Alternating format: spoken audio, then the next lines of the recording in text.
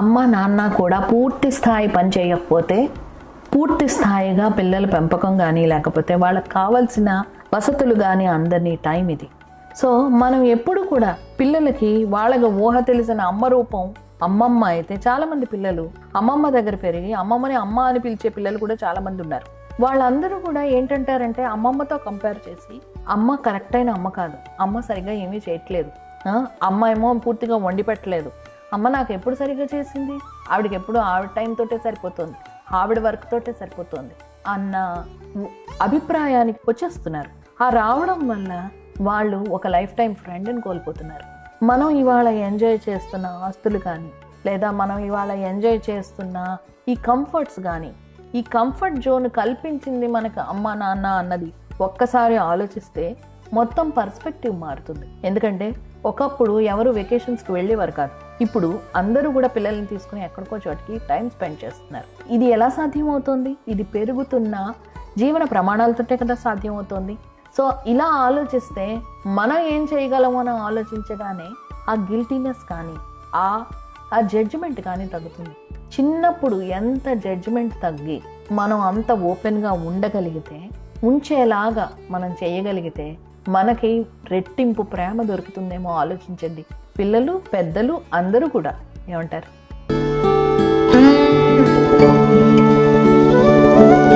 ఈ మధ్య ఒక అమ్మాయితో మాట్లాడుతున్నప్పుడు ఒక చిన్న పాప మాట్లాడుతున్నప్పుడు మీ ఇంట్లో ఎవరెవరు ఉంటారు అంటే 4 ఉంటామని.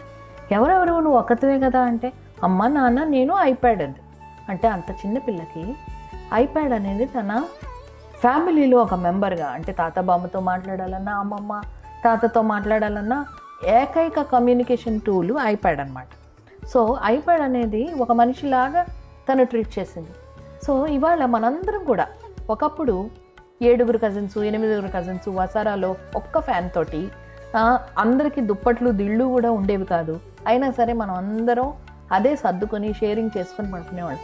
ఏ రోజు మనకి ఇది లేదు అనేది లేదు. కానీ ఇవాళ ఒకరోజు చుట్టాలు రాగానే ఎన్నాళ్ళు ఉంటారు, నా రూమ్ ఖాళీ చేయాలా ఏంటి, నేను నా రూమే ఇచ్చేయాలా, నేనే ఎప్పుడు రూమ్ ఎందుకు ఇవ్వాలి, అన్న ఎందుకు ఇవ్వడు, లేదా అన్న ఇస్తే చెల్లి ఎందుకు ఇవ్వదు, ఇలా మనం మాట్లాడుతున్నాం. దీని వెనకాల ఉన్న అశాంతి చూసుకుంటే కనుక నేను నాది నా ప్రైవసీ నా ఇష్టంలో ఎప్పుడూ మనం అనేది ఉండదు. ఆ మనం అనేది లేకపోవడం వల్ల వచ్చిన నష్టాలు అన్నీ ఇన్ని కావు. ఎందుకంటే మనకి ఏదైనా ప్రాబ్లం వచ్చినప్పుడు నిజంగా నిలబడేది ఎంత మనుషులు ఎన్ని తేడాలున్నా ఏమున్నా కూడా ఒక గ్యాడ్జెట్ వచ్చి మనకైతే హెల్ప్ చేయదు. మనం పడిపోతే నిలబెట్టేది ఎప్పుడూ మనుషులే. అది అర్థం చేసుకుంటే ఈ ప్రాబ్లం పేరెంట్స్ వాళ్ళ పిల్లలకి చాలా ఎఫెక్టివ్గా చెప్పి తీర్చగలరేమో. మీరేమంటారు?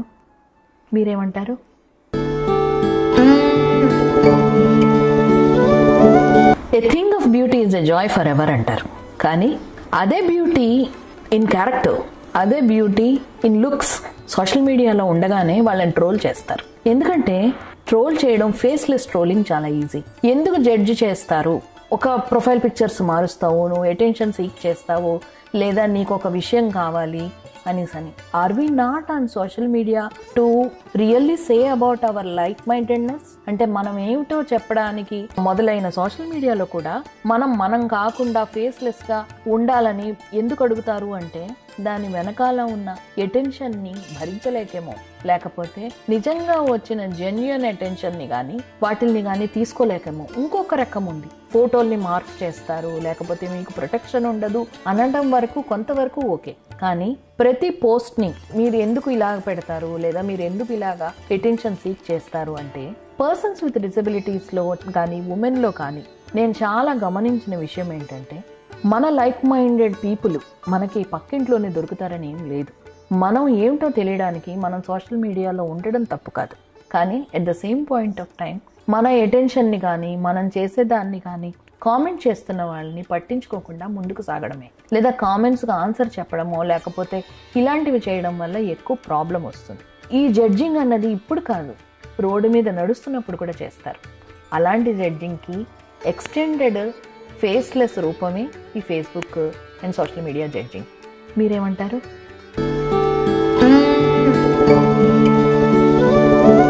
రెప్యుటేషనల్ రెస్పాన్సిబిలిటీ అంటే ఒక ఇంటిది కాదు, ఒక సమాజానిది కాదు, లేకపోతే ఒక సమూహానిది కాదు. రెస్పాన్సిబిలిటీ, ముఖ్యంగా బంధాల్లో రెస్పాన్సిబిలిటీ ఎప్పుడు ఆడవాళ్ళు ఎందుకు తీసుకోవాలి? ఏదన్నా మగవాళ్ళు తప్పు చేసినా, వాళ్ళు ఎవరితో తిరిగినా, లేదా ఏదైనా చేసినా, ఏదన్నా బిహేవియరల్ ఇష్యూస్ ఉన్నా కూడా ఎక్కువగా బయట పెట్టక, రేపు మారుతాడు, ఎల్లుండి మారుతాడు, లేకపోతే నువ్వు భరించు అంటారు. భరించువాడు భర్త అంటూ ఒక పక్క రాస్తూ, భరించే భారాన్ని మాత్రం మొత్తం కంప్లీట్గా ఆడవాళ్ళ భుజాల మీద వేసేస్తారు. ఇలా వేస్తున్నప్పుడు ఆ ఆడవాళ్ళు ఎంత లోన్లీనెస్ లేదా ఎంత ఒత్తిడి భరిస్తారో, దానివల్ల వాళ్ళ మెంటల్ హెల్త్ ఇష్యూస్ ఎంత దెబ్బతింటాయో ఎవరూ ఆలోచించరు. దీనివల్ల వాళ్ళు చేసే పెంపకం కానీ నెక్స్ట్ జనరేషన్ కూడా పాడవుతుందని గమనించుకోండి. ఎందుకంటే ఏదన్నా కూడా మాట్లాడితే ఆనెస్ట్గా ఉంటే మనకి మహా పోయేదేం లేదు. ఏదో అందులో అన్నట్టు మహా అయితే తిరిగి ప్రేమిస్తారు, అంటే మహా అయితే జనాలకు నిజాలు తెలుస్తాయి. నిజాలు తెలియడం వల్ల వచ్చే సపోర్టు ఎప్పుడు సాలిడ్గానే ఉంటుంది, ఎందుకంటే అది షార్ట్ టర్మ్ ఉండదు. అందువల్ల అలా ఆలోచిస్తే కనుక చాలా విషయాలకి పరిష్కారాలు దొరుకుతాయి. ఎందుకంటే మొదట్లోనే అన్నీ నువ్వు కడుపులో పెట్టుకో, నువ్వు దాచుకో, నువ్వు ఎవ్వరికి చెప్పద్దు, నీ పక్క వాళ్ళకు కూడా తెలియదు అనడం వల్ల డొమెస్టిక్ వైలెన్స్ చాలా పెరుగుతుంది. ఒక్క భారతదేశంలోనే హింసను అనుభవిస్తున్న కేసులు కోకొల్లలుగా ఉన్నాయి. స్టాగరింగ్ ఫ్యాక్ట్స్ అంటారు. Staggering facts of domestic violence ఉన్నాయి. డొమెస్టిక్ వైలేటర్ ఎలా తయారవుతారు? మొదట ఇంట్లోనే తయారవుతారు. ఎందుకంటే అమ్మ నాన్న విషయాలు ఏవి బయటకు చెప్పలేదు కాబట్టి నేను ఏం చేసినా చెల్లుతుంది అన్న విషయం. ఒకళ్ళు మొన్న ఎవరో అంటున్నారు ఏంటంటే, నేను ఇలా కొడితే పడేవాళ్ళు ఎప్పుడు దొరుకుతారు అనేసి. ఇలాంటి ధోరణి పిల్లల్లో మనకు వచ్చినప్పుడు డెఫినెట్గా వాళ్ళు డొమెస్టిక్ వైలేటర్గా మారే ప్రమాదం ఉంది. అర్థం చేసుకోండి ఫ్రెండ్స్.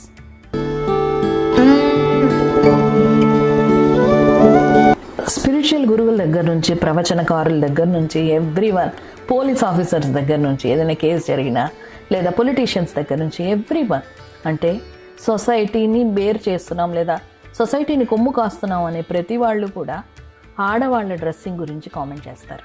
పొట్టి పొట్టి బట్టలు వేసుకున్నారనో, లేకపోతే దీనివల్లే ఒక అత్యాచారాలు జరుగుతున్నాయనో, లేదా మాలెస్టేషన్స్ జరుగుతున్నాయనో అని. ఎవరి చాయిస్ డ్రెస్ అనేది అదే. ఇదే విషయం మగవాళ్ళ డ్రెస్ గురించి అసలు చర్చే జరగదు. ఇప్పుడు ఈ రెండింటి మధ్య తేడాలు గమనిస్తే నాకేంటనిపిస్తుందంటే, ఆల్వేస్ ఒక ప్రముఖ రచయిత చెప్పినట్టు, always society protects men, polices women. ఈ పోలీసింగ్, మోరల్ పోలీసింగ్ వల్ల జరిగే లాభం కన్నా కూడా నష్టమే ఎక్కువ. Think about it, think in the right direction.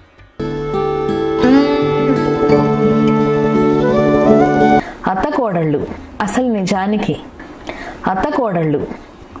నిజానికి ఒక రకమైన 2 చాప్టర్లు, ఒక పుస్తకంలో 2 చాప్టర్లు, కానీ 2 చాప్టర్లు కలిపి ఒక సెంట్రల్ క్యారెక్టర్ని నలిపిస్తూ ఉంటారు. ఈ వీటిల్లో ఎక్కువ బాధపడేది మగవాళ్లే. ఎందుకంటే ఇటు తల్లికి చెప్పలేక, అటు భార్యకి చెప్పలేక, లేదా భార్య కోరికలు తీర్చలేక, అలాగే తల్లి ఎక్స్పెక్టేషన్స్ తీర్చలేక, అమెరికాలో ఉన్న, అంటార్కిటికాలో ఉన్న, అంతరిక్షంలో ఉన్న బాధపడేది మగవాడేనేమో అనిపిస్తుంది నాకు. ఎందుకంటే నిజానికి వాళ్ళ రిలేషన్స్లో కానీ, వాళ్ళ దానిలో కానీ ఏ మాత్రం ఫ్రిక్షన్ అవసరం లేని 2 క్యారెక్టర్లు కొట్టుకుంటున్నాయంటే దాని వెనకాల పొజెసివ్నెస్, అహం. ఏదో చేజారిపోతుంది. అమెరికాలో ఉన్న కొడుకు కూడా ఏమిటి చేస్తున్నాడో తనకి చెప్పాలనుకునే తల్లి, మా తల్లితో రోజు మాట్లాడితే నాకు మానసికంగా దూరం అయిపోతాడేమో అనుకునే భార్య. 2 కూడా ఒక లైఫ్ స్టైల్ తాలూకా ఎక్స్ట్రీమ్ ఎండ్స్. ఆ ఎక్స్ట్రీమ్ ఎండ్స్లోనే ఏంటంటే, మనం ఆలోచిస్తున్నప్పుడు ఎక్కువ నలిగిపోయి almost on the verge of suicide వెళ్తున్న మగవాళ్ళు కూడా చాలా మంది ఉన్నారు. మన బంధాలని పాడు చేసుకుంటున్నది మనమే అని ఎవరైనా ఒక్క నిమిషం ఆలోచించగలిగితే చాలా విషయాలు ఫ్రిక్షన్. ఎందుకంటే ఒక తల్లి కూతురులాగా, the best friend, mother in law is the best and sustainable friend. ఎందుకంటే వాళ్ళతోటి మనం చాలా ఎక్కువ కాలం ఉంటాం. అలాగే మదర్ ఇన్ లా కూడా ఒక daughter in law is the best friend. ఎందుకంటే లాంగ్ టైం ఫ్రెండ్. ఆ లాంగ్ టైం ఫ్రెండ్షిప్ని మనం short time possessiveness and ego కోసం దూరం చేసుకుంటున్నామేమో. ఏమంటారు?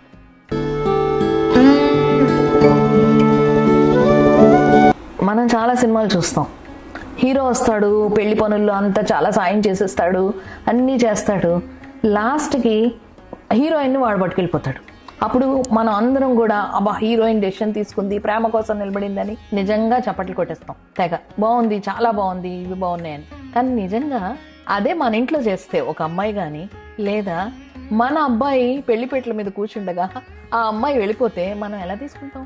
ఇలాంటి ఇంత అన్రియల్ విషయాల్ని, ఎందుకంటే చివరి నిమిషం దాకా అది చెప్పలేదు అంటే కనుక, ఎవరన్నా ఒక డెసిషన్ చెప్పలేకపోయారు అంటే కనుక దాని వెనకాల ఉన్న వ్యక్తిత్వ లోపాలు ఎవరికి కనబడట్లేదా?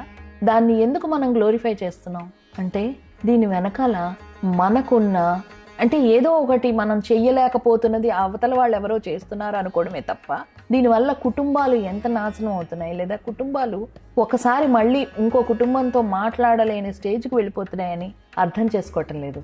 ఇలాంటి అన్రియల్ దాన్ని ఎక్కువగా మైండ్లో పెట్టుకోకండి. దీనివల్ల నష్టపోయేది ఎప్పుడు కూడా మనమే. మన పేరెంట్స్కి మనం చెప్పలేని విషయాన్ని ప్రపంచానికి చెప్పి ఒప్పించగలమా? అర్థం చేసుకోండి.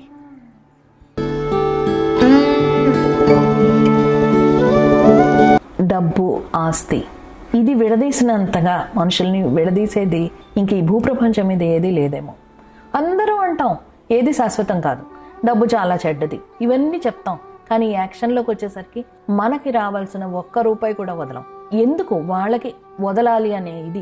ఎందుకంటే అక్కా చెల్లెళ్ళు కావచ్చు, అన్నదమ్ములు కావచ్చు, అంతదాకా కజిన్స్ కావచ్చు, అంతదాకా ఒకటే ఇంట్లో ఉండి ఒకటే చోట తిరిగి ఎన్నో జ్ఞాపకాలు పంచుకున్న ఇళ్ల గురించి లేదా ఆస్తుల గురించి ఒక్కసారి వాల్యూస్ పెరిగిపోగానే ఒకళ్ళనొకళ్ళు చంపుకునే లెవెల్కి, వాళ్ళ మీద కుట్రలు పన్నే లెవెల్కి టీవీ సీరియల్స్లో మనం అంటాం. కానీ టీవీ సీరియల్స్ కంటే ఘోరంగా మనుషులు బయట కొట్టుకుంటున్నారు. ఇవన్నీ ఆలోచిస్తే నాకేంటనిపిస్తుందంటే దీని వెనకాల మనకి మనుషుల మీద పోయిన నమ్మకం మాత్రమే కాదు, మనం ఎక్కడో పూర్తిగా ఆ డబ్బు మీద మనం ఆధారపడకపోయినా కూడా యువతల వాళ్ళకి ఎందుకు వదలాలి అనే అహం కావచ్చు, జెలసీ కావచ్చు, ఎవ్రీథింగ్ ఇవి మనల్ని మనశ్శాంతికి దూరం చేసేవే.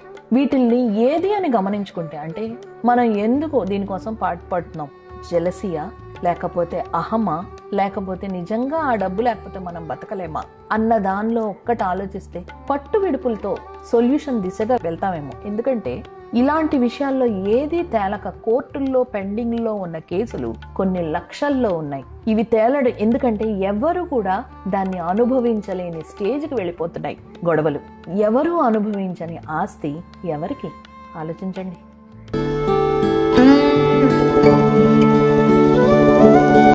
నగలు, చీరలు ఇవాళ ఏంటంటే ఖరీదైన నగలు అద్దెకిచ్చే దుకాణాలు కూడా ఉన్నాయి. పెద్ద పెద్ద వాళ్ళ పెళ్ళిళ్ళల్లో ఒక నగలు లాంటివి అద్దెకి తీసుకుని వేసుకునే వాళ్ళు ఉన్నారని కూడా చాలా చోట్ల మనం చదువుతున్నాం, గమనిస్తున్నాం కూడా. కానీ ఎక్కడ చూసినా, ఏ పెళ్లి చూసినా మనకి ఈ కంటిన్యూస్గా ఏంటంటే ఇంత ఒంటి నిండా నగలు దిగేసుకున్న వాళ్ళు కానీ, కనీసం గృహప్రవేశాలకి, పెళ్ళిళ్ళకి, ఇలాంటి చిన్న చిన్న ఫంక్షన్స్ కూడా వాళ్ళకి లేకపోయినా కొనో ఏదో అద్దెకు తెచ్చుకొనో ఈ సిల్వర్ జ్యువెలరీ కావచ్చు ఏదన్నా కూడా ఇది స్టేటస్ సింబలా అన్న ప్రశ్న అందరికీ వస్తుంది. కానీ స్టేటస్ అనే దాన్ని ఏది డిఫైన్ చేస్తుంది అని అర్థం చేసుకున్న వాళ్ళు ఎవ్వరూ కూడా ఇలాగా దాని వెనకాల పరుగులు తీయరు. ఎందుకంటే ఇప్పుడు నువ్వు స్టేటస్ అనుకుంటున్నది అది చాలా ఇంకో కొత్త మోడల్ ఫోన్ వచ్చేలాగా మారిపోయే స్టేటస్ సింబల్ కోసం మనం చాలా పరుగులు తీస్తున్నామేమో అనిపిస్తుంది. ఈ పరుగులు మన కుటుంబానికి చాలా నష్టం, చాలా ఇబ్బంది. అంటే చాలామంది ఆడవాళ్ళు చెప్తారు వేసుకోవాలండి, లేకపోతే పైనుంచి కింద దాకా ఇలా చూస్తారు, నువ్వేంటి వేసుకున్నావు, నువ్వేం చేస్తున్నావు అంటే నీ చదువు, నీ విజ్ఞానం, నీ క్యారెక్టర్ ఇవి ఏవీ కాకుండా నీ నగలు నిన్ను డిఫైన్ చేసినప్పుడు ఎక్కడో ఆ డెఫినిషన్లో కొంచెం రాంగ్ ఉందేమో గమనించుకో ఫ్రెండ్. ఏమంటారు?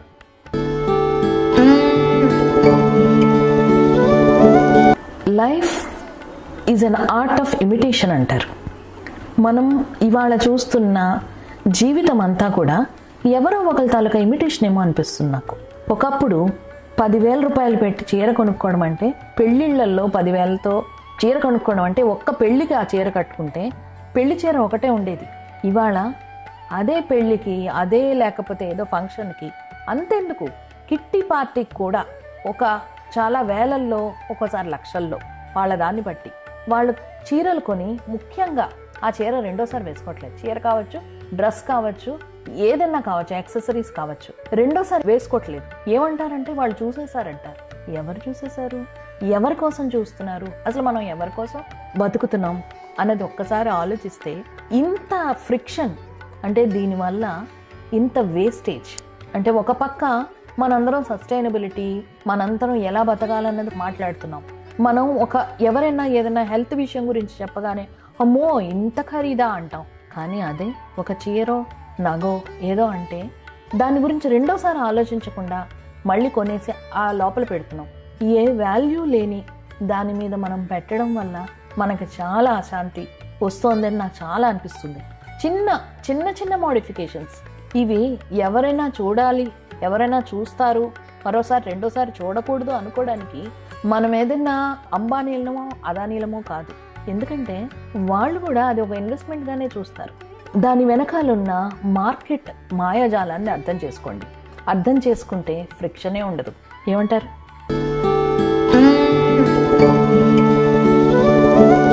ఇగో నాకు చెప్పకుండా ఏం చెయ్యొద్దు, నిన్నందరూ మోసం చేసిస్తారు, నీకు అసలే ఏమీ తెలియదు అనే భర్తలు, మా ఆయన అడిగి చెప్పాలండి అని పిన్ను దగ్గర నుంచి ఏరోప్లేన్ దాకా కొంటారు, కానీ మా ఆయన అడిగి చెప్పాలండి అనే భార్యలు. ఇది ఈ కాలంలో కొంత విచిత్రంగా లేదు? ఎందుకంటే ఇది పరుగుల కాలం. దీంట్లో ప్రతి డెసిషన్ ఫాస్ట్గా తీసుకోవాల్సి వస్తుంది. అలా అని అడగద్దనో లేదా డిస్కస్ చేయొద్దనో కాదు, కానీ at the same point of time దీని వెనకాల ఉన్న లౌక్యం ఏమిటి అని ఆలోచిస్తే మా గ్రాండ్ మదర్ ఒక మాట అంటూ ఉండేవారు, డిగ్రీలు చదువులు అన్నీ కూడా నీకు యూనివర్సిటీలు నేర్పచ్చు, కానీ జీవితం ఎలా బతకాలో, జీవితాన్ని బతికే ధైర్యం మాత్రం ఏ కాలేజీ నేర్పదు అని. చాలామంది వాళ్ళ ఒక డెసిషన్ తీసుకోవడానికి ఓనర్షిప్ తీసుకోవట్లేదు. ఆ ఓనర్షిప్ తీసుకోవాలంటే ధైర్యం కావాలి. ఆ ధైర్యం లేకే మనం దాన్ని లౌక్యం అనే ముసుగు వెనకాల దాచేస్తున్నామేమో. లేదా మనం నో అనడానికి మొహమాట పడి కూడా మా ఆయన అడిగి చెప్తానో, మా ఇంట్లో ఒప్పుకోరోయి అని చెప్పే మగవాళ్ళు ఇలా ఉంటుందేమో అని నాకు అనిపిస్తుంది. మరి మీరేమంటారు?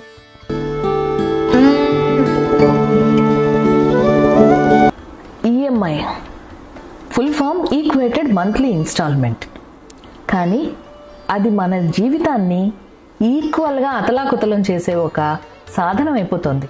ఎందుకంటే ఒకప్పుడు డబ్బులు దాచుకొని కొనుక్కున్న వస్తువులు, అంటే ఒక టీవీ కొంటే గొప్ప, ఒక ఫ్రిడ్జ్ కొంటే గొప్ప, ఎందుకంటే దాని మీద అప్పు లేదు, ఇది మనది నాది అని ఒక 10-15 ఏళ్ళు వాడగలిగే వస్తువుని మనం ఇవాళ ఈఎంఐ వల్ల చాలా ఫాస్ట్గా కొంటున్నాం. ఎవరో మొన్న అన్నారు ఈఎంఐలో దొరకలే కానీ తాజ్మహల్ కూడా కొనిస్తానని. సో అంటే తాజ్మహల్ నీకు అవసరమా? అలాగే ఉంది చాలా విషయాల్లో. చాలా మంది ఇళ్లల్లో వస్తువులు చూస్తూ ఉంటే మనకి ఇవన్నీ అవసరమా, నువ్వు వాడతావా అన్నది ఆలోచిస్తే మాత్రం నిజంగా మన మనసులో ఒక పట్టిక వేసుకోండి. మన ఇంట్లో ఉన్న ఎన్ని వస్తువులు, మనం కొనుక్కున్న ఎన్ని వస్తువులు మనం వాడుతున్నాం, అంటే బ్రాండెడ్ కోసం మనం కొనుక్కున్న ఎన్ని వస్తువులు మనం వాడుతున్నాం అని తీసుకుంటే కనుక మనం చాలా బర్డెన్ తగ్గి ఉంటామేమో అనిపిస్తోంది. ఇల్లు అవసరమే, కానీ 3-4 ఇళ్ళు అవసరాలు కాదు. అది ఒక రకమైన భయం.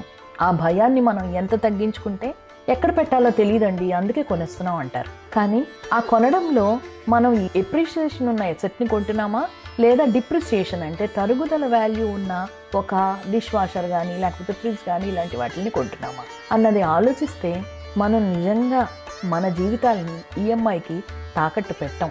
ఏమంటారు?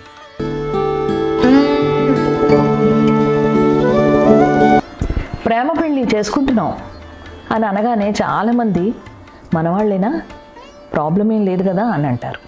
అంటే మనవాళ్ళు అన్న దాంట్లో అంటే మీ క్యాస్ట్ అనే విషయంలో మాత్రం ఇంకా మనం చాలా వరకు ఎదగలేదేమో అనిపిస్తుంది.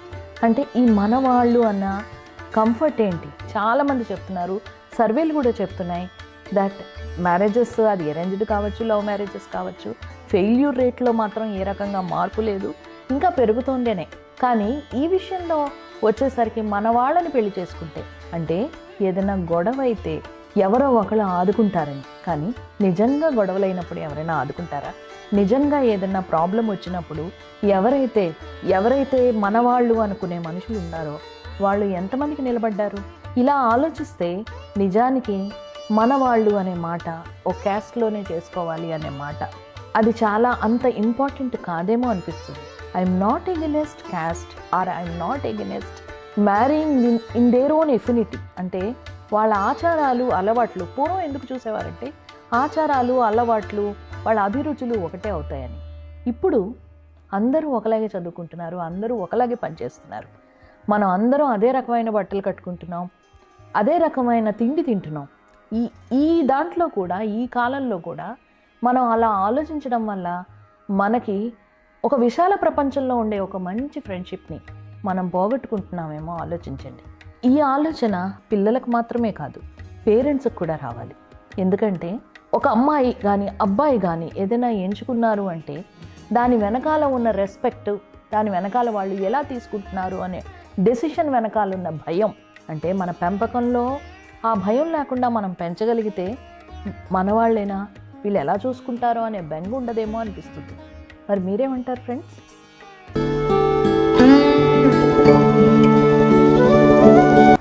నువ్వు అమ్మవైతే కానీ నీకు అమ్మ గురించి అర్థం కాదు అని ఒక కవి అన్నాడు. కానీ అది అబ్బాయిలకైతే నాకు చాలా విచిత్రంగా అనిపించేది ఏంటి అంటే మన చుట్టూ ఉన్న మనకి చాలా ఇంపార్టెంట్ అయిన మనుషుల్ని మనం ఎంత టేక్ ఇట్ ఫర్ గ్రాంటెడ్గా తీసుకుంటామా అన్నది.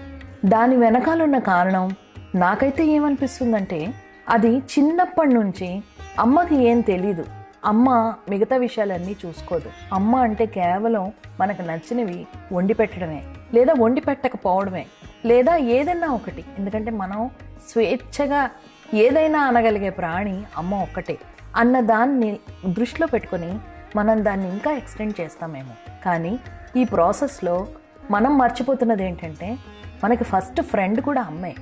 ఆ ఫ్రెండ్షిప్ని మనం తీసుకొస్తే రెస్పెక్ట్ కూడా ఆటోమేటిక్గా వస్తుంది. Think in those lines also, because a mother is the first, the best friend anyone can have. What do you say?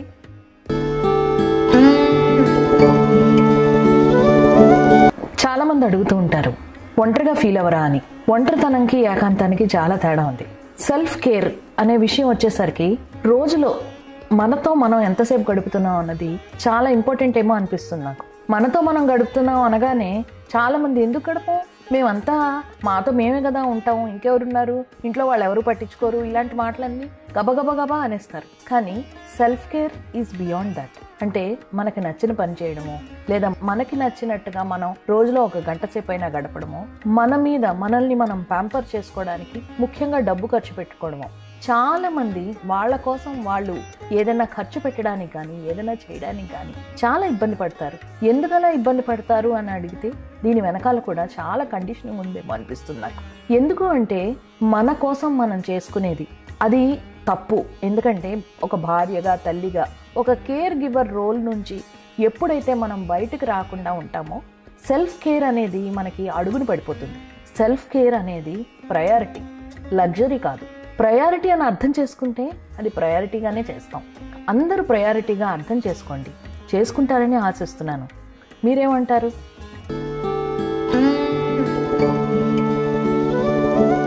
ఈ మధ్య సరదాగా ఒక రీల్ చూశాను. అమ్మ నేను డిప్రెషన్లోకి వెళ్తున్నానేమో అంటుంది కూతురు. అనగానే ఎక్కడికి వెళ్ళినా కూడా 6 గంటలకల్లా ఇంట్లోకి వచ్చేయాలంటుంది అమ్మ. వాళ్ళ నాన్న అంటాడు వెంటనేను, నీకేమైనా తోడు రావాలా, తీసుకెళ్ళి దింపమంటావా అంటాడు. నిజానికి వినడానికి నవ్వొచ్చినా కూడా చాలా రియాలిటీలకి దగ్గరగా ఉందనిపించింది. ఎందుకంటే డిప్రెషన్ గురించి జనాల అండర్స్టాండింగ్ కూడా అంతే ఉంది. ఇది చాలా సరదాగా ఎవరో చెప్తే వాళ్ళకి ఏదో అయిందనో, లేకపోతే ఇదనో, లేదా నిజంగా డిప్రెషన్ గురించి తెలిసిన వాళ్ళు అది పర్వాలేదు, అదేం పెద్ద ఇష్యూ కాదు, ఏదో చిన్న చిన్న విషయమే అనుకుని దానికేమో సరిగ్గా ట్రీట్మెంట్ చేయకపోవడం, డిప్రెషన్ లాంటి విషయాలు అంటే మెంటల్ హెల్త్ విషయాలు కూడా దాచి పెళ్ళిళ్ళు చేసుకోవడం, తర్వాత అవి డైవోర్సుల్లోకి అయ్యి నానా గొడవలు అవ్వడం. ఏ విషయాన్నన్నా కరెక్ట్గా అర్థం చేసుకుంటే ఇంత ప్రాబ్లమ్స్ ఉండవు. శరీరానికి ఎలా దెబ్బ తగులుతుందో మనసుకు కూడా అలాగే దెబ్బ తగులుతుంది, బ్రెయిన్కి కూడా అలాగే ఎఫెక్ట్ అవుతుంది. దానికి కావాల్సిన రిహాబ్ కానీ, దానికి కావాల్సిన ట్రీట్మెంట్ కానీ దానికి జరగాల్సింది ఉంది. కాబట్టి డిప్రెషన్ అనే పదాన్ని ఏదో సరదా విషయంగా తీసి పారేయకండి ఫ్రెండ్స్. ఇలాంటి విషయాల్ని చాలా అర్థం చేసుకుని సంయమనంతో, సహనంతో వెళ్లాల్సిన విషయం ఇది. మీరేమంటారు?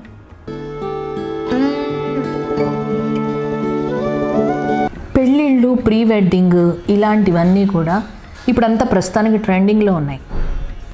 ఒక అంబానీలు కూడా వాళ్ళ నెట్వర్త్లో 0.001% మాత్రమే వాళ్ళు ప్రీ వెడ్డింగ్ షూట్కి ఖర్చు పెట్టారని చాలామంది అంటున్నారు, మనం వింటున్నాం.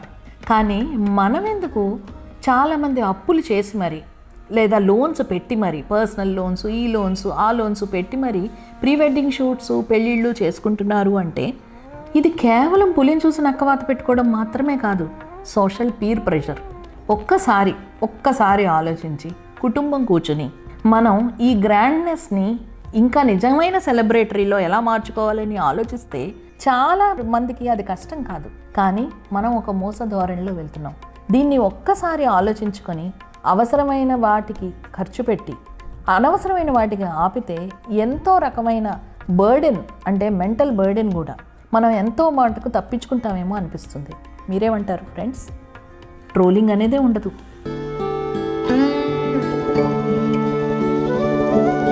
ఒక డివోర్సీ, విడాకులు తీసుకున్న వ్యక్తి అంటున్నానంటే బోల్డ్ డిఫరెన్స్ ఉంది మళ్ళీ అందులో, ఆడ మగకి. అదే అబ్బాయి డివోర్సీ తీసుకున్న అబ్బాయి మ్యారేజ్ చేసుకుంటే మొత్తం సంఘం, సమాజం అందరూ కూడా నిలబడి అయ్యో పాపం వాడికి ఎలాగా భోజనం ఎలాగా, పిల్లలు ఉంటే కనుక బాగోగులు ఎలాగా అని అంటారు.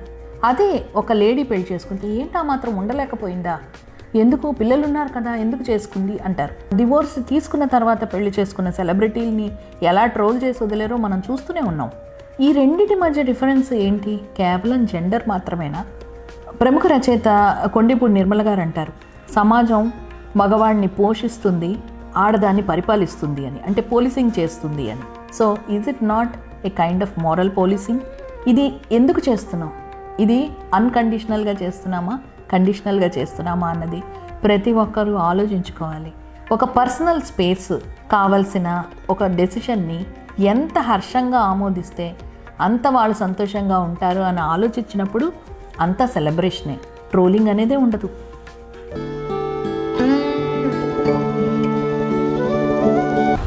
ఆ మధ్య సినిమా వచ్చింది, వాడు ఏది అడిగినా కూడా నా సావు నేను సస్తా నీకు ఎందుకని అంటుంటాడు. చాలామంది అలాంటి టీషర్ట్స్ కానీ అలాంటి భావన కానీ నిజంగా మైండ్లో పెట్టుకునే పాపం చాలామంది టీనేజర్స్ తిరుగుతుంటారేమో అనిపిస్తుంది.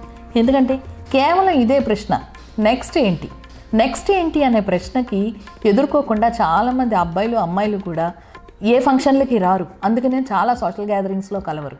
ఎందుకంటే నెక్స్ట్ ఏంటి అన్నది ఈ అన్సర్టెన్ సమాజంలో ఎవరు ఏది చెప్పలేకపోతున్నారు. అలాంటప్పుడు మనం నెక్స్ట్ ఏంటి అని ఎందుకు అడుగుతాం? ఈ అడగడం కూడా ఒక రకమైన క్యూరియాసిటీ. ఈ క్యూరియాసిటీ అనేది ఏంటి అంటే, నిజంగా మా ఫ్రెండ్ ఒక ఆయన అంటుంటారు, చాలామంది మనుషులకి పక్క వాళ్ళ దుఃఖాల్లో ఉన్నంత ఇంట్రెస్ట్ నిజానికి తమ సుఖాల్లోనూ తమ అచీవ్మెంట్స్లోనూ కూడా ఉండదు. అదే ఫర్ ఎగ్జాంపుల్ చూడండి, ఎవరైనా సెలబ్రిటీ ఎవరైనా ఏదైనా అయ్యారంటే ఆ న్యూస్ ఆ ట్రెండ్ ఇంత లెవెల్లో వెళ్ళిపోతుంది. కానీ అదే దానికి ఏదైనా కావాలి అంటే కూడా వాళ్ళు అంతలాగా సెలబ్రేట్ చేసుకోరు. ఫర్ ఎగ్జాంపుల్, ఎవరైతే తమ జీవితాన్ని సెలబ్రేట్ చేసుకొని వాళ్ళు అదర్వైజ్ క్యూరియాసిటీతో ఉన్న వాళ్ళు అడిగిన ప్రశ్నల్ని అంత పట్టించుకోవాల్సిన అవసరం లేదు. కానీ ఆ కండిషనింగ్కి మాత్రం మనం సమాధానం సిద్ధం చేసుకునే తీరాలి కదా.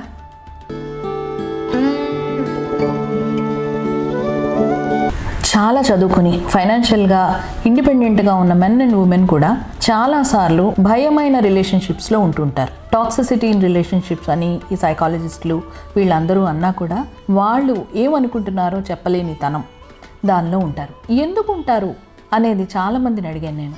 ఆడవాళ్ళని అడిగినప్పుడు అమ్మో గొడవలు అయిపోతాయి, లేకపోతే ఇది అని రకరకాల కారణాలు చెప్పారు. కానీ మొదట వాళ్ళు ఏమనుకుంటారు అంటే, ఈ నిమిషానికి మనం సిచ్యుయేషన్ని డిఫ్యూజ్ చేస్తున్నాం అనుకుంటారు. అంటే ఇంకా వాదన ఉండదు, ఆర్గ్యుమెంట్ ఉండదు, కాబట్టి అది సంతోషంగా ఉంటుంది అనుకుంటారు. కానీ మనం ఎప్పుడైతే మన ఇండిపెండెన్స్ని మనం కరెక్ట్గా అడగలేదో ఆ తర్వాత అది ప్రాబ్లం అవుతుందని గ్రహించుకోరు. నెక్స్ట్, మేము పిల్లల కోసం భరిస్తున్నాం ఇదంతా అంటారు.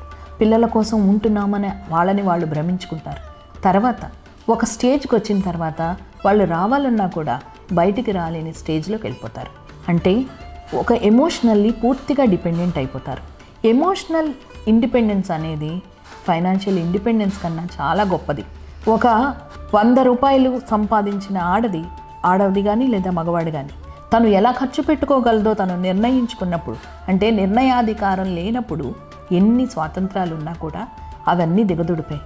ఎమోషనల్ ఫ్రీడమ్ ప్రతి వాళ్ళు ప్రయత్నించాల్సిందే, దాన్ని రీక్లెయిమ్ చేసుకోవాల్సిందే. మీరేమంటారు?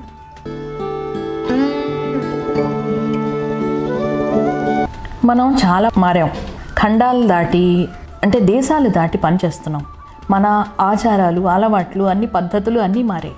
కానీ అమెరికాలో ఉన్న అత్తగారికి తెలుస్తుందేమో, తెలియాలి అన్నట్టుగా కూడా లక్షపత్రి నోము చేసేవాళ్ళు, లేకపోతే మాకు ఇదే కావాలి, మా ఇంటి పద్ధతి ఇది, మేము ఏదో ఇది చేస్తున్న వాళ్ళు అని ఆలోచిస్తే అవన్నీ చాలా విచిత్రంగా ఉంటుంది. ఇవాళ ఒక గృహప్రవేశాలని లేకపోతే ఇంకేవైనా అని విపరీతంగా పెడుతున్న ఖర్చు మాత్రమే కాదు, దాని వెనకాల అమెరికా లాంటి ప్లేసుల్లో కూడా లక్షపత్రి నోములు ఇలాంటి నోములు చేస్తున్నప్పుడు నాకు ఒక విచిత్రంగా ఏంటనిపిస్తుందంటే వీటి వెనకాల ఉన్నది భయమా భక్త అన్నది. భక్తి ఎప్పుడు కూడా మనల్ని మన లిమిట్ దాటి ఏది చేయమని అడగదు. అంటే మనం కూడా చూసాం, తులసి దళంతో తూగిన కృష్ణుణ్ణి, లేకపోతే ఇంకా రకరకాల ఉద్దాంతాలు, దృష్టాంతాలు కూడా మనకు తెలుసు. కానీ మనం ఎందుకు ఇది చేస్తున్నాం అంటే దీని వెనకాల భయం ఉందేమో అని నాకు అనిపిస్తుంది. ఏదో జరిగిపోతుందేమో అన్న భయం, ఏదో మనం నలుగురిలో కలవలేమోనన్న సోషల్ భయం. ఈ భయానికి మాత్రం ఏ రకమైన హేతువు ఉండదు. ఎందుకంటే అది భయం గవర్న్ చేసే విషయాల్ని మనం ఏమీ అనలేం. ఎందుకంటే అందుకే అంటారేమో దేనికన్నా భయం భక్తి ఉండాలి అని. ఇప్పుడు భక్తిని భయం డామినేట్ చేస్తున్న రోజులు ఇవి. మీరేమంటారు ఫ్రెండ్స్?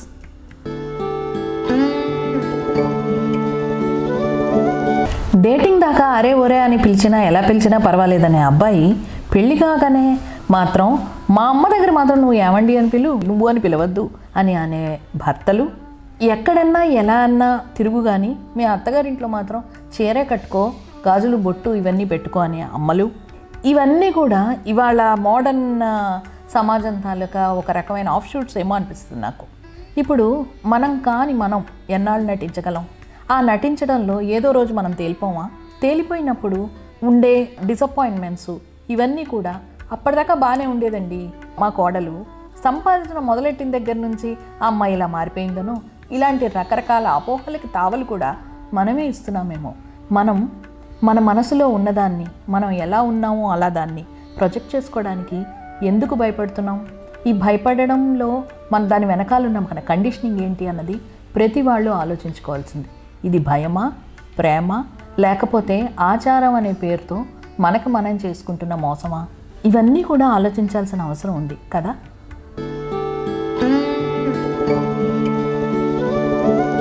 పెళ్ళంటే బిజినెస్లా మారిపోయిందా అని ప్రతి వాళ్ళు అడుగుతున్నారు. ఈ మధ్య ఒక రీల్ ట్రెండ్ అవుతుంది. 1 2 3 4 5 అని ఆడవాళ్ళు చెప్తుంటారు. ఒకళ్ళు అంటే ఒకడే కొడుకు ఉండాలి, 2 అంటే వాళ్ళిద్దరు మాత్రమే ఉండాలి, ఇంకెవరో అత్తగారులు మామగారులు ఇలా ఎవరు ఉండకూడదు, 3 అంటే 3 BHK హోమ్ ఉండాలి, 4 అంటే 4 చక్రాల బండి ఉండాలి, అంటే 2 వీలర్ ఉండకూడదండి, 5 అంటే 5 అంకెల జీతం ఉండాలి, 6 అంటే ఇంకేదో ఉంది.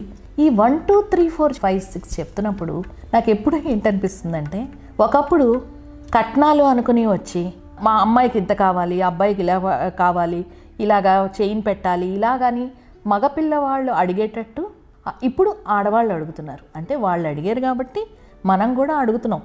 అంటే వాళ్ళ కండిషనింగ్కి మన కండిషనింగ్కి ఏ రకమైన తేడా రాలేదా? మనం కూడా ఎవరు కూడా మంచిగా సెటిల్ అయ్యి ఉండాలి అన్నది అంతవరకు ఓకే కాదని అనట్లేదు. కానీ ఇంత స్పెసిఫిక్గా క్లియర్గా చాలా ప్రొఫైల్స్లో నో బ్యాగేజ్ అని రాస్తున్నారు. నో బ్యాగేజ్ అంటే ఏంటి అంటే, నువ్వు తప్ప మాకు ఇంకే రకమైన బంధాలు వద్దు. అంటే అత్తగారు, మామగారు, ఆడబడుచులు, నీకు ఇంకే రకమైన ఫ్రెండ్స్ వద్దు. అంటే ఎవరు లేకుండా ఎలా వస్తారు? ఈ విషయంలో అందరూ ఆలోచించాలేమో.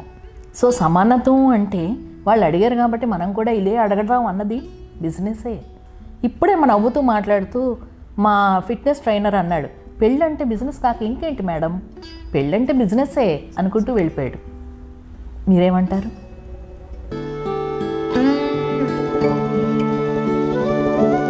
ట్రోలింగ్ సోషల్ మీడియా పెరిగిపోవడం వల్ల వచ్చిన వికృత రూపం. ఈ ట్రోలింగ్లో ఎంతలా అనిపిస్తుందంటే, ఎవరైనా మనల్ని పేరు తెలియని, మొహం తెలియని, ముక్కు మొహం తెలియని వాళ్ళు, మనల్ని రకరకాలుగా క్యారెక్టర్ ఏమీ చూడని వాళ్ళు కూడా మనల్ని అనడం ట్రోలింగ్. ఈ ట్రోలింగ్లో మొదట ఎలా అనిపిస్తుందంటే మనం ఏదో తప్పు చేసినట్టు సిగ్గుతో కుంచుకుపోవాలనిపిస్తుంది.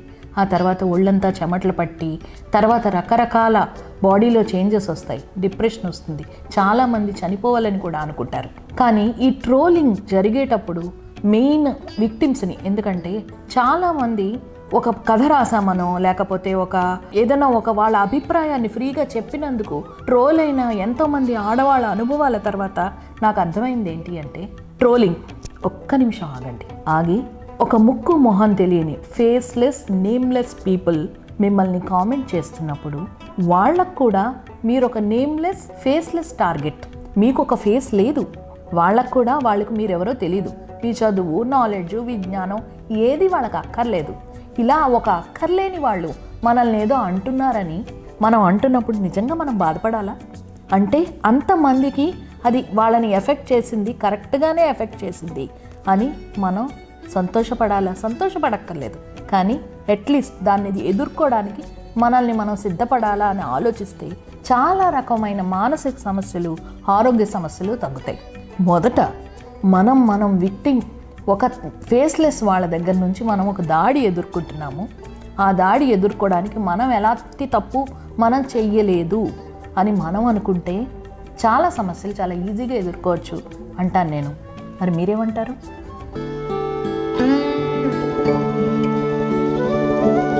మనం చాలా మోడర్న్గా బతుకుతున్నాం అనుకుంటున్నాం, కానీ ఎక్కడికైనా వెళ్ళాము, ఏదైనా చేసాము, ఒక గ్రూప్గా మేము ఇవన్నీ ఎక్స్ప్లోర్ చేసాము, రకరకాలవి చూసాము అనగానే, ఫ్రెండ్స్తో వెళ్ళాము అనగానే ఫ్రెండ్ ఆడ మగ అనే ఆలోచన మీ లైఫ్ పార్ట్నర్లో లేదా భార్యలో, లేదా ఎవరైనా కొలీగ్ అనగానే కొలీగ్ ఎవరు అనేది మీ భార్యలో, ఇలాంటివి వచ్చినప్పుడు మాత్రం ఇది ఒక తరతరాల కండిషనింగ్కి మనం ప్రతినిధులుగానే ఉన్నామేమో అని నాకు అనిపిస్తుంది.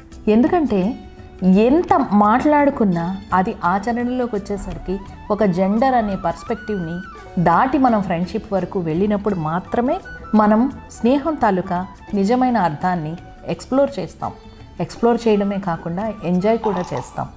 అది ఇలా అడిగేవాళ్ళు, ఇలా చేసేవాళ్ళు చాలా చుట్టుపక్కల తారసపడినప్పుడు మనం ఎక్కడో చోట మనల్లో మనం చెక్ చేసుకుంటాం. దాన్ని మనం గమనించుకోవాలని నేను అనుకుంటూ ఉంటాను. మీరేమంటారు?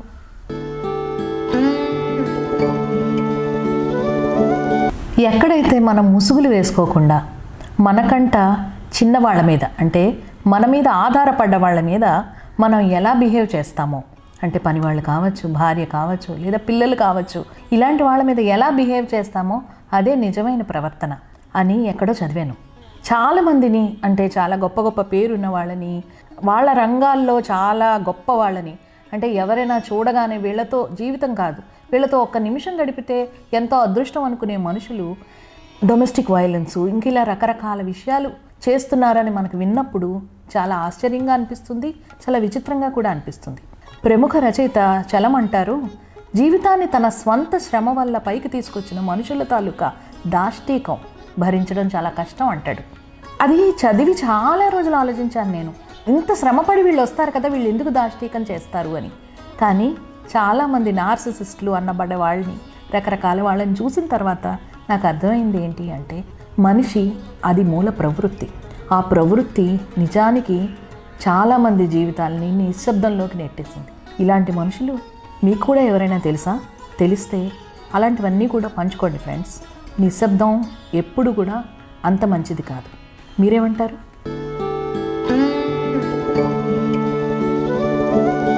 మనకు కొంతమంది తెలిసిన వాళ్ళు చాలామంది ఉంటారు. వాళ్ళు ఏం మాట్లాడినా ఒక మంచి పోయిట్నో, ఒక పెద్ద రచయితనో, లేదా ఇంగ్లీష్, తెలుగు ఏదో ఒకటి చెప్తూ ఉంటారు. చెప్పగానే మనకు ఎంత వావ్ అనిపిస్తుంది. ఎందుకంటే వీళ్ళు ఎంత చదివారో కదా, వీళ్ళ ఇంట్లో వాళ్ళు ఎంత అదృష్టవంతులో కదా, వీళ్ళ విశాల భావాలు వాళ్ళు ఎక్స్పీరియన్స్ చేయగలరు అనిపిస్తుంది. కానీ కొన్ని క్షణాల తర్వాత, కొన్ని రోజుల తర్వాత మనం వాళ్ళ గురించి ఇంకో మాట వింటాం, అంటే రివర్స్లో, అంటే వాళ్ళు ఎంత నేరో మైండెడ్గా ఒక విషయంలో చేశారు అన్నది. వీళ్ళు చదువుకునే చదువంతా ఏమైపోయింది అని ఆలోచిస్తాం. నాకేమనిపిస్తుందంటే, ఏ నాలెడ్జ్ అన్నా కూడా అప్లికేషన్లో, ఆచరణకి అప్లికేషన్కి ఉన్న డిఫరెన్స్ ఒక్కోసారి చాలా చిన్నదే, కానీ చెప్పేందుకు చేసేందుకు ఉన్నంత డిఫరెన్స్ మాత్రం ఒక జీవిత కాలం అంతా. ఆ జీవితం దానిలోనే ఒక మనిషి తాలూకా నిజాయితీ బయటపడుతుంది అని అనిపిస్తుంది. మీకు కూడా అలాంటి వాళ్ళు తారసపడే ఉంటారు. మీరేమంటారు?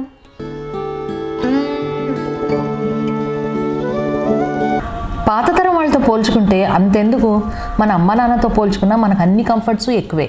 రకరకాల బట్టలు, సెపరేట్ రూమ్స్, డిగ్రీలు, వాళ్ళు చేసే అన్ని కంఫర్ట్స్ ఎక్కువే. అయినా సరే ఎవరిని అడిగినా హ్యాపీగానే ఉన్నాం. కానీ ఆ కానీలో ఎన్నో అర్థాలు. ఒక నచ్చినంత పని చేస్తూ నచ్చిన బట్ట ఒకటో రెండో కట్టుకునే అప్పట్లో ఉండే ఆనందం ఇప్పుడు బీరువాల నిండా దొరికే బట్టలు, 100 రకాల్లో ఏం తింటున్నామో కూడా తెలియని టైంలో ఉండదేమో అని అనిపిస్తుంది నాకు. అప్పటికి ఇప్పటికీ పోలిస్తే ఒక డిఫరెన్స్ ఏంటంటే అప్పట్లో ఉన్నంతలో సంతృప్తి ఉండేది. ఇప్పుడు ఎన్ని ఉన్నా కూడా ఇంకా ఏదో కావాలనే ఒక డిసప్పాయింట్మెంట్ ఉంటుంది అందరిలోనూ. ఆ సంతృప్తికి వాటికి అబ్బే ఇంతే ఉంది అని అనుకోవడం అసంతృప్తి. అబ్బా నాకు ఎంత ఉందో అనుకోవడం చాలా సాటిస్ఫాక్షన్ ఇస్తుంది. ఆ రెండింటి డిఫరెన్సే మన జీవితం అని నేను అంటాను. మీరేమంటారు ఫ్రెండ్స్?